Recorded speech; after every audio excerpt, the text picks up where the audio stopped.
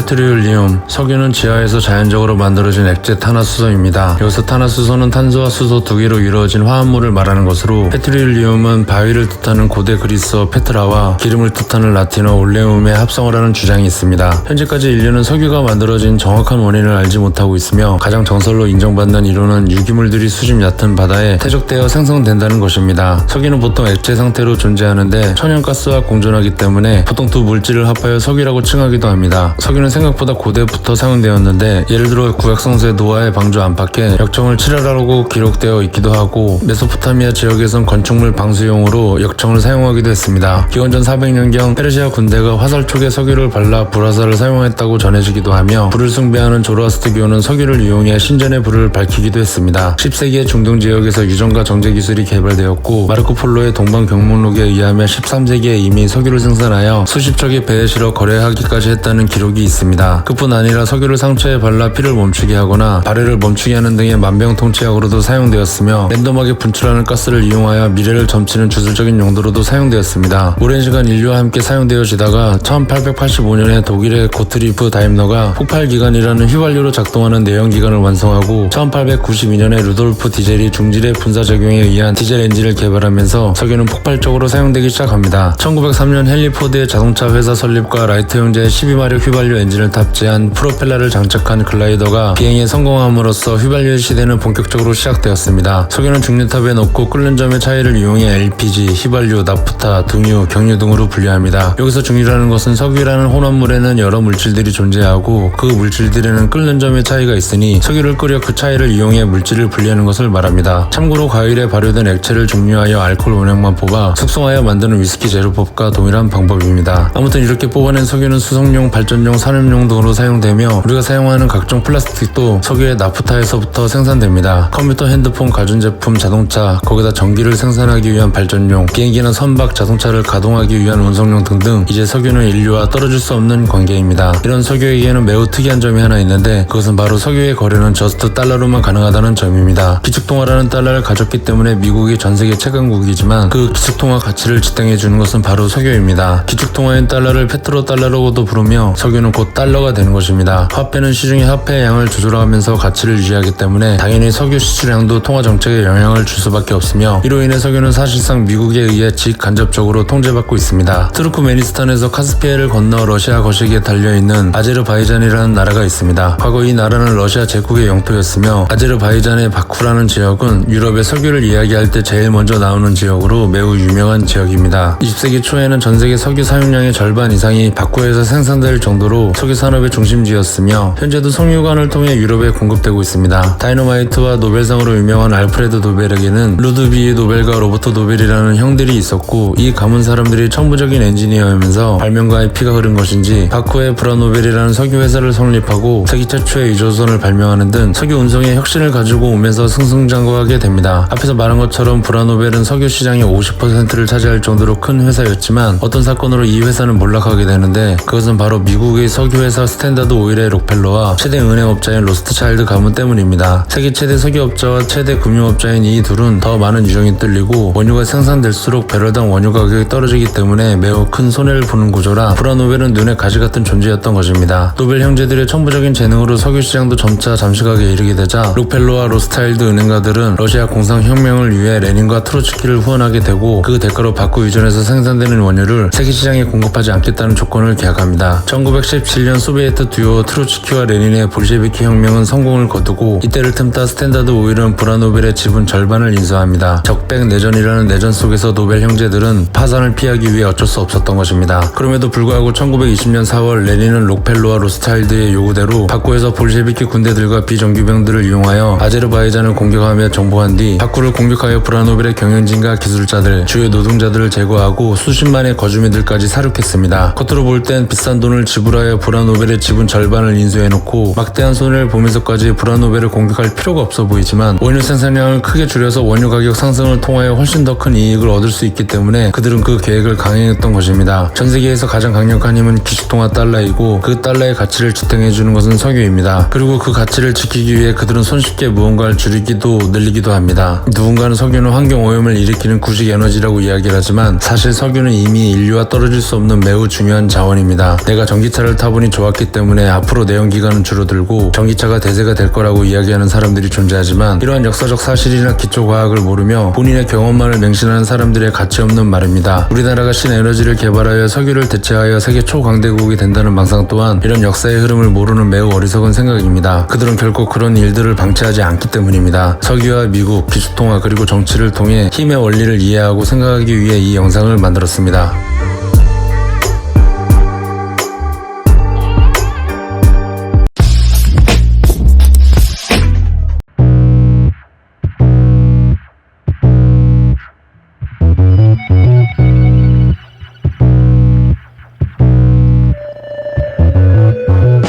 미국은 50개의 주로 이루어진 연방제 국가입니다. 외교, 군사, 경제력의 파워는 압도적으로 세계 1위를 유지하고 있으며 그 중에서도 가장 강력한 힘은 기축통화 달러가 되겠습니다. 보통 미국의 역사가 매우 짧다는 인식이 많은데 국가의 근본적인 체제 또는 국가의 형태를 보자면 오히려 역사가 매우 긴 나라에 속한다고 합니다. 1776년 독립을 선언한 이후로 미국은 시스템이 바뀐 적이 없기 때문입니다. 반면 대한민국은 1948년, 일본은 1952년, 중화인민공화국은 1949년 등등 대부분 1800년대로 미국보다 훨씬 늦은 시기에 건국되었거나 식민 지배를 받다가 1900년도에 독립한 나라들이 대부분이기 때문에 이런 주장을 하기도 합니다. 그리고 지정학적인 이점도 매우 큽니다. 매우 넓은 국토 면적과 개발 가능한 토지량, 세계 2위의 자원 매장량, 그리고 지정학적으로 매우 유리한 위치 등 좋은 날씨와 함께 미국은 축복받은 땅입니다. 이제 다 아는 이야기는 여기까지 하고 본격적으로 미국에 대해 알아보겠습니다. 매번 하는 이야기지만 미국이 초강대국이 될 수 있는 가장 큰 이유는 기축통화 때문입니다. 미국이 초강대국이기 때문에 달러가 기축통화가 된 것이라 생각할 수 있지만 반대로 달러가 기축통화가 되고 나서야 미국은 세계 1등 국가가 되었습니다. 달러는 도대체 어떻게 기축통화가 되었을까? 그건 2차 세계대전 때 전 기축통화국인 영국이 독일과 전쟁을 하기 위해 미국에게 금을 대량으로 빌리면서 시작되었습니다. 금본위제라고 해서 화폐를 금으로 교체해주는 시스템이 있는데 영국은 전쟁을 하기 위해 많은 화폐가 필요했고 화폐를 찍어내기 위해선 그만큼 많은 양의 금이 필요했습니다. 그래서 당시에 영국은 미국에게 많은 양의 금을 대출받았지만 아무리 대출받아도 부족했고 결국 영국의 파운드는 금본위제를 포기하게 됩니다. 곧 시장에서 파운드의 가치는 추락하고 2차 대전으로 개박살난 유럽과 달리 많은 양의 금을 보유하고 튼튼했던 미국은 기축통화 자리를 차지하게 됩니다. 이게 미국인들이 2차 대전을 좋은 전쟁이라고 말하는 이유이며 당시에 미국은 동일과 연합군 양쪽 모두에게 석유 및 전쟁 물자를 팔아치웠습니다. 이렇게 미국은 기축통화국의 자리에 오르고 나서 다음 작업에 들어갑니다. 미국의 그 다음 작업은 의도적으로 달러를 엄청나게 찍어내고 1971년 닉슨 대통령이 갑자기 금태환 정지 선언을 때려버리는 것입니다. 쉽게 말해서 어느 날 갑자기 금과 달러 교환을 중단한다고 선언한 것으로 이 선언 이후 페트로달러의 시대가 시작됩니다. 사실 화폐는 종이 쪼가리에 불과합니다. 그래서 이 종이 쪼가리를 보다 가치 있게 만들기 위해선 가치 있는 무언가를 연결시켜야 합니다. 과거에는 금이었고 현재는 석유이며 앞으로는 스테이블 코인입니다. 스테이블 코인이 자산에 패깅되어 가치가 고정되기 때문에 안정적이라고 하지만 과거 금본위제 시절 금도 마찬가지로 가치는 고정적이었으며 미국은 손쉽게 금태환 중지를 때린 이력이 있습니다. 달러 인플레로 인한 가치 하락을 스테이블 코인이 통화를 흡수한 후 금태환 중지 선언과 같은 이슈로 공중에 날려버리면서 통화량 조절이 목적이 아닌가 하는 분석입니다. 그러면 결국 남는 것은 석유입니다. 미국이 기축통화국이 되었다 하더라도 그것을 계속 유지하려면 다른 모든 나라가 미국의 달러를 필요로 해야 합니다. 이 말은 반대로 다른 나라의 화폐의 중요도는 낮아져야 한다는 것입니다. 그러기 위해선 이 세계의 무역의 중심이 미국이 아닌 다른 나라가 되는 일이 없어야 합니다. 세계 지도를 펼쳐보면 아시아, 아메리카, 아프리카, 유럽, 오세니아, 남극 이렇게 대략 6개의 대륙으로 나눌 수 있습니다. 현재는 바퀴벌레 같은 민족성을 가진 나라로 우습게 생각할 수 있지만 사실 중국은 전 세계 2위의 경제력을 가진 나라로 과거에는 세계 GDP의 약 30에서 40%를 차지할 정도로 거대한 나라였습니다. 만약 중국, 한국, 일본이 경제적인 동맹을 맺으면 어떻게 될까? 현재 중국의 전 세계 GDP는 대략 18%이며 한국, 일본은 대충 각각 5%라고 한다면 삼국 동맹만으로 전 세계의 GDP 3분의 1이 집중되는 것입니다. 거기다 북한과 한국이 통일을 한다면 더 이상 바다를 건너 무역할 필요가 없이 육로를 이용하여 대륙 전체 무역이 가능해 지리적인 이점도 매우 커지게 됩니다. 몽골과 우호적인 관계를 맺어 러시아와 연결되고 러시아를 통해 유럽까지 무역 라인이 뚫린다면 더 이상 미국의 달러를 쓸 이유가 없어지게 되는 것입니다. 앞에서 언급한 것처럼 러시아는 물론 중앙아시아의 석유와 각종 자원을 거래하면 무역 라인을 통해 해당 지역의 화폐나 점차 새로운 통일된 화폐를 사용하게 되고 더 이상 달러를 쓸 이유가 없어지기 때문에 결과적으로 달러의 중요도는 낮아진다는 것입니다. 한국과 북한이 통일을 해서 한국과 중국, 일본이 우호적인 관계를 갖거나 그것을 넘어 연방제 국가를 만든다거나 유라시아 대륙의 새로운 무역 라인이 뚫리는 것은 미국에게 있어서는 결코 발생되면 안 되는 일입니다. 그래서 미국 멀티적인 성향의 대한민국 대한민국과 일본은 우호적이면서도 역사적으로 적대적인 관계를 끌고 가게 만듭니다. 거기다 독도 문제나 정치인들의 반일 선동으로 언제든지 공격적인 스탠스 전환을 대비합니다. 이러한 애매한 국제관계는 유라시아 대륙으로부터 아메리카로 진출할 수 있는 해양 군사 라인을 막는 동시에 아시아 연합이 불가능하도록 만드는 정교한 정치입니다. 쉽게 말해서 유라시아 대륙의 국가들이 연합하여 군사적으로 공격하지 못하도록 해양에 근접한 대륙 라인 국가들을 친미적인 성향의 국가로 만들어 놓고 그 국가들끼리 뭉치지 못하도록 역사적인 문제를 작업해 놓은 것입니다. 거기다 북한이 존재하는 의미도 꽤 큰데 북한은 겉으로 친중적이지만 대한민국과 휴전인 상대로 결코 중국과 대륙적으로 연결될 수 없게 만드는 중요한 위치이며 더 나아가 일본에게도 적대적인 상태라 만약 대한민국과 일본이 연합적인 시도를 보인다면 즉각적으로 일본을 타격하고 대륙 진출을 막는 존재입니다. 이렇게 되면 미국에게 북한이라는 존재는 꼭 필요한 존재이며 미국에게 있어서 북한은 결코 대한민국과 통일을 해서는 안 됩니다. 미국은 자유민주주의 국가이고 북한은 사회주의 국가라서 서로 사이가 안 좋다는 말은 이젠 초등학생도 믿지 않는 수준의 이야기로 일부 정치병에 걸린 사람들이나 헤어나지 못하고 있는 이야기들입니다. 왜 세계 1등 국가인 미국이 6.25 때 북한을 점령하지 않았는지, 왜 독도 문제 등으로 일본과 분쟁을 지속시키는지, 왜 북한은 핵무기를 가지고 있는지 등의 의문점이 어느 정도 이해가는 부분입니다. 그 다음 세계 지도를 보면 중국과 러시아 중간에는 반중 정서가 엄청난 몽골이 껴 있습니다. 몽골은 역사적으로 경제적으로 중국에 대한 혐오가 엄청나서 실제로 몽골국에서 중국인 행사를 하면 맞아 죽을 정도입니다. 참고로 우리가 몽골국이라 부르는 외몽골은 1921년 중국으로부터 독립을 선언했고 1924년에는 몽골인민공화국으로 공식적으로 독립하여 현재는 민주주의 국가이며 몽골은 중국에 합쳐진 내몽골과 독립적인 외몽골로 분단되어 있습니다. 역사에 우연은 없다고 생각하는 주의라서 외몽골이 독립하게 된 이유는 따로 존재한다 믿고 있고 마찬가지로 그것은 미국의 패권과 관련이 있다 분석합니다. 중국 옆에 카자흐스탄은 겉으로 친중적이라고는 하지만 중국 당국이 위구르족들과 카자흐인들을 탄압하고 겐세이를 하기 때문에 역시나 갈등 속에 있다고 볼 수 있습니다. 이래저래 북한과 대한민국처럼 서로 적대적인 국가가 인접해 있는 그림입니다. 인접국이라서 자연스럽게 적대적인 것이고 역사적 우연이라고 하는 사람도 있겠지만 모든 문제의 근원인 영국이 신사의 나라로 포장되는 것, 2차 대전으로 미국이 기축통화국으로 된 역사를 봐선 이건 설계되었다고 볼 수밖에 없습니다. 그리고 재미난 부분이 카자흐스탄 동쪽에 세미팔라틴스크라는 지역이 있는데 과거 소련이 456회나 핵실험을 했던 지역으로 카자흐스탄은 그 핵실험으로 사망자가 대략 50만 명에 이른다고 발표했고 여기가 옆으로는 러시아 시베리아 연방광구 알타이 공화국이 인접해 있으며 남쪽으로는 중국의 신장 위구르 자치구와 접하고 있는 곳이며 조금 옆으로 더 가면 척박하긴 하나 몽골국도 붙어 있습니다. 그런데 이 지역을 러시아는 핵무기 실험으로 가차없이 개박살을 만들어 버린 것입니다. 러시아는 반미적인 사회주의 국가인데 미국 패권과 무슨 관계냐 하시겠지만 앞에서 언급했던 단편적인 서기의 역사만 기억해도 그 답은 해결됩니다. 아무튼 굉장한 우연으로 유라시아의 대륙은 서로 이어지지 못하게끔 짜여 있는 것입니다. 마찬가지로 러시아와 우크라이나 전쟁은 미국에게 좋은 전쟁입니다. 에너지 겐세이는 물론 동유럽과 러시아는 갈등 상황에 놓이게 되어 미국에게 안심입니다. 미국 내에서 인종차별이 있다고는 하나 아일랜드는 영국을 겐세이하는 국가로 당연히 굉장히 친미적이며 아일랜드는 미국에 의해 더 잘 사는 국가로 만들어질 것으로 분석합니다. 아이슬란드도 아일랜드처럼 영국과 으르렁거리는 국가이며 매우 친미적이며 인구가 40만 명 정도인 작은 나라지만 잘 사는 나라입니다. 특이한 점은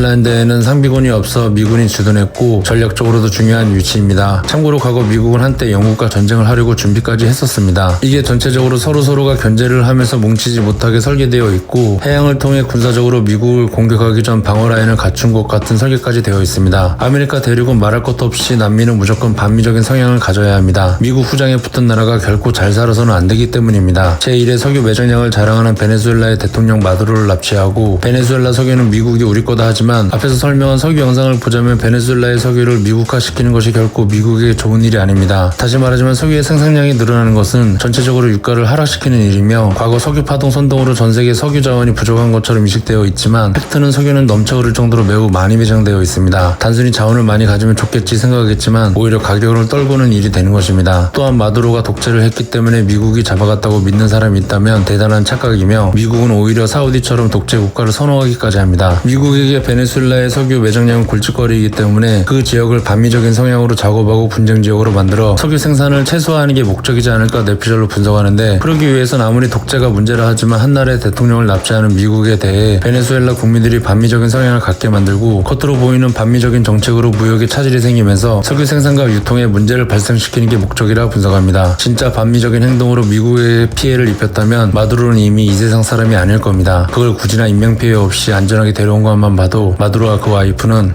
거기다 지금 베네수엘라뿐 아니라 이란도 시끄럽습니다. 세계 지도를 펼쳐보면 석유가 많이 나는 지역 중 분쟁이 일어나지 않는 지역이 거의 없습니다. 석유가 나는 곳이 미국의 땅이 아니라면 분쟁 지역으로 남아야 미국에게 유리합니다. 만약 미국이 석유 생산지를 점령한다면 오히려 그 지역의 발전을 시켜줘야 하고 또 관리해줘야 합니다. 차라리 반미적인 성향으로 독재를 만들고 분쟁을 계속 일으켜 석유 생산 및 유통 겐세이를 하는 게 미국에게는 훨씬 더 큰 이득으로, 이러한 반미적인 성향의 나라가 있다면 그 핑계로 상대 진영에 군사기지까지 설치하는 핑계까지 만들어주는 것입니다. 그동안 우리는 자유민주주의 국가인 미국은 사회주의 국가 및 독재를 싫어해서 공격한다고 굳게 믿어왔지만 현실은 그저 미국의 이익을 위해 움직였다는 걸 알 수 있습니다. 또한 기술을 개발해서 석유 에너지를 대처하여 선진국이 될 거라는 망상이나 우리나라에서 석유가 나왔다면 더 잘 살았을 거라는 망상 역시 국제관계나 석유, 화폐에 대한 기본적인 이해 부족으로부터 나오는 생각입니다. 만약 우리나라에서 많은 양의 석유가 나왔다면 한반도는 지속적인 전쟁 속에서 살아가게 되었을 겁니다. 또한 긴축기조에 맞춰 석유 소비를 감소시키기 위한 기후변화 선동의 이해 역시 이러한 국제관계의 이해를 통해서도 충분히 알 수 있습니다. 내가 타보니 전기차가 좋다고 하며 각종 기술을 자랑하지만 따지고 보면 그건 모두 내연기관 자동차에도 똑같이 적용할 수 있는 기술들로 오히려 기본기가 부족하니 그런 옵션으로 치장한다고 이해하시면 되고, 이러한 것들 역시 긴축을 위한 설계라고 분석합니다. 마지막으로 이런 영상이 마치 미국을 절대 악인 것처럼 느껴지게 하겠지만 사실 이건 그냥 운명에 의해 어쩔 수 없는 선택입니다. 오히려 미국이 패권 국가이기 때문에 좀 더 신사적인 것이지, 저기 다른 사회주의 국가가 패권국이었다면 그냥 약탈하고 몰살시키면서 긴축을 맞이했을 겁니다. 그러니 우린 특정 정치인을 빨거나 정의로운 정치 같은 환상에 빠지지 말고 그럴 시간에 내 가족과 지인, 친구들을 더 살피고 아끼며 사랑해주는 것이 현명한 것입니다. 이란의 시위, 베네수엘라 납치 사건, 러시아 우크라이나 전쟁, 중국과 대만의 분쟁, 윤석열 전 대통령의 계엄 등등 제 생각에는 시원하게 해결되는 건 하나 없고 그냥 분쟁을 최대한 오래 끌고 갈 것 같은 느낌입니다. 결론적으로 미국의 가장 강력한 힘은 기축통화 달러이며, 달러는 석유와 연결되어 있어 석유는 달러로만 거래가 가능하고, 미국은 새로운 제2의 실크로드 같은 미국을 패싱한 무역 라인이 생기는 것을 싫어하며 석유는 무조건 많이 생산하는 것이 미국에게 좋은 것이 아니기 때문에 미국은 석유 매장국과 그 주변 나라들이 종교나 역사 같은 여러 문제들로 지속적으로 분쟁이 유지되도록 유도할 것이라고 정리하겠습니다. 코너는 B급 퀄리티의 마이너한 채널로 기존의 잘못된 사상이나 상식을 부셔버리고 자유롭게 이야기하며 수정하기 위해 만들어진 채널로 유튜브의 규정을 준수하며 선비주의적 성향을 지향하고 분석한 내용에 오류가 있을 수 있습니다. 대부분의 영상이 비판적이고 거친 영상으로 성향에 맞지 않으신 분들은 코너의 무능 영상을 패스하시길 강력하게 부탁드립니다. 부족한 영상 끝까지 봐주셔서 감사합니다.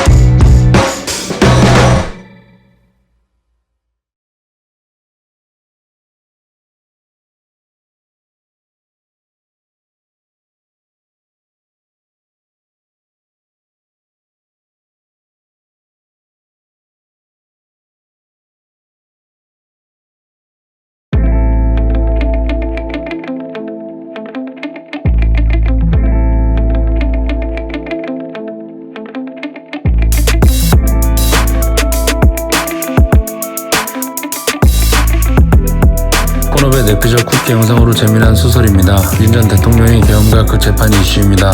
여러 정치인들이나 유튜버들이 떠들고 있지만 전체적으로 보면 그들이 말하는 것은 대부분 똑같은 이야기들만 하고 있습니다. 누가 시킨 것인지 아니면 현실에 지친 국민들이 깊게 생각 안 하는 건지 몰라도 매우 이상한 현상이 아닐 수 없습니다. 그래서 몇 가지를 따져보기 위해 쿠키 영상을 첨부합니다. 먼저 계엄이 전쟁을 일으키려고 했냐라는 질문입니다. 그 대답은 당연히 아닙니다. 막말 우리가 패싸움을 한다고 치더라도 함께 싸울 인간들과 몽둥이 같은 걸 준비해야 합니다. 쉽게 말해서 전쟁 전 보급이나 그에 따른 훈련 등과 같은 예비 동작이 우리나라는 물론 북한도 필요하다는 이야기입니다. 군필조차 잘 모르는 사람들이 많은데 보통 전쟁 물자는 3일치 정도 저장되어 있는 상태로 전쟁이 시작되면 그 이후에는 물품을 즉각적으로 보급받아야 합니다. 하지만 그런 모든 준비 없이 계엄을 터뜨리고 전쟁한다는 게 너무 불가능하다는 이야기입니다. 두 번째로 우리나라 작게는 방어 위주로 되어 있고 시나리오에 없는 전쟁은 말도 안 되는 것입니다. 훈련이라는 게 뭔가 특수한 기술 같은 것이 아니라 싸울 장소에서 했던 걸 반복하는 것으로 북한군이 주둔한 생소한 지역을 뚫고 들어가서 싸운다는 건 자살하는 것과 다르지 않습니다. 거기다 전쟁은 특적 부대가 주요 시설을 파괴 점령하고 화력의 큰 무기부터 공격하여 마지막엔 보병이 뚫고 들어가는 것인데 계엄만 띡 하고 전쟁을 한다는 건 말도 안 되고 이게 왜 전쟁 준비인지 이해가 가질 않습니다. 흔히 정치계에서 마지막에 이득을 보는 자가 흑막이라는 말이 있는데 이 계엄으로 이득을 얻는 자가 있다면 그것이 목적이라고 보면 됩니다. 계엄을 통해 새로운 대통령이 누가 되었고 또 무엇이 바뀌었는지 여러분 모두가 알 거라 생각합니다. 그리고 또 한 가지 윤 전 대통령이 어리석어서 계엄을 터뜨렸다고 말하는 말하는 사람들이 있는데 윤 전 대통령은 서울대 법대 출신 검찰총장이었던 사람으로 엘리트 중 엘리트이며 일반 소시민이 그를 어리석다고 평가할 수 있는 그런 사람이 아닙니다. 우리는 오히려 도대체 왜 그런 걸 했을까 생각하는 것이 더 현명한 판단일 것입니다. 다음은 핵무기 이야기가 나오고 통일 이야기가 나와 소설을 써보겠습니다. 많은 사람들이 부정하고 싶겠지만 중국, 대한민국, 일본은 누가 봐도 같은 아시아계 형제입니다. 그리고 과거 아시아는 세계를 지배했던 굉장한 강력한 힘을 가진 나라였습니다. 하지만 시간이 흘러 그 힘은 서양권으로 넘어갔고 현재까지 전 세계는 그 힘 아래에서 살고 있습니다. 특히나 우리와 같은 소시민은 느낌은 없지만 지도자들은 매우 굴욕을 느끼고 있습니다. 그래서 나온 게 중국, 대한민국, 일본의 아시아 연합 또는 연방제 국가입니다. 중국은 하나의 중국을 외치며 아시아 통합을 준비하고 우리나라는 알게 모르게 통일을 서서히 준비한 듯 보입니다. 그래서 박정희 전 대통령을 계승하고 보수의 어머니라고 했던 박근혜 전 대통령이 친중적인 행보를 보이며 통일을 언급하며 준비한 듯 하나 탄핵으로 끝났고 그 다음 문재인 전 대통령이 이어가는 것처럼 겉으로는 매우 친중적이고 친북적인 좌파 정치를 펼쳤지만 오히려 뒤통수를 친 그림이 그려졌습니다. 그래서 당시에 북한이 문재인을 엄청나게 디스하고 중국에선 혼밥을 선물했던 것으로 추측합니다. 그리고 다음이 문재인으로 정치를 입결한 윤석열 전 대통령이 등장하는데 윤석열 전 대통령은 대통령 당선 이전부터 FBI와 협조하는 등 매우 친미적인 행보를 보였습니다. 그런데 그런 윤석열이 과연 미국 뜻에 반하는 통일을 계획했을까라는 의문이 들고 있습니다. 오히려 이중 스파이처럼 중국과 일본의 연합을 준비하는 것처럼 꾸며놓고 그런 관련자들을 처리하려는 게 아니었나 생각이 듭니다. 앞에서 언급한 것처럼 미국 입장에서 미국을 패싱한 새로운 무역 라인을 반드시 막아야 하고 아시아 연합이나 연방제 또는 통일은 결국 같은 소리이기 때문에 미국은 관련자들을 처리하기 위해선 그 안에 들어가야 하니 윤 전 대통령이 그 역할을 한 게 아닌가 추측하는 것입니다. 그래서 누구는 사망하고 누구는 감옥을 갔는데 이게 오히려 윤 전 대통령을 보호하고 있는 게 아닌가 생각이 들 정도입니다. 세계 지도자들은 의외로 샤머니즘을 강하게 믿는 경향성이 있습니다. 마침 새로운 우주의 시대가 시작되었고 샤머니즘상 여성의 시대이니 종교를 이용하여 여성들이 날뛰는 식으로 활동했을 때 그 세력들도 그것을 운명으로 받아들이며 쉽게 입계를 해줬을 거라 추측합니다. 미국은 영리하게 이것을 오히려 역으로 이용한 것입니다. 윤 전 대통령 계엄 이후 이재명 대통령 정부가 들어섰고 재미난 사건 중 하나가 FBI에 의한 코카인 밀매 제보인데 너무 FBI에 의한 제보라는 것이 지나치게 강조되었다는 점입니다. 미국이 싫어할 만한 짓을 위해 정치 자금으로 쓰이는 걸 누군가 함께 작업하다가 그 누군가에 의해 정부가 FBI로 들어가게 된 게 아닌가 망상을 해봤습니다. 뭐 진실은 누구도 모릅니다. 다만 일련의 사건을 연결지어 생각해 봤을 때 누구는 죽고 누구는 감옥을 가는 차이와 북한의 도발과 미국이 대한민국 남북전쟁을 막았다는 발언 등 여러가지 정황을 고려했을 때 이러한 재미난 소설이 떠올랐다는 것으로 그냥 가볍게 재미로만 봐주시면 좋겠습니다.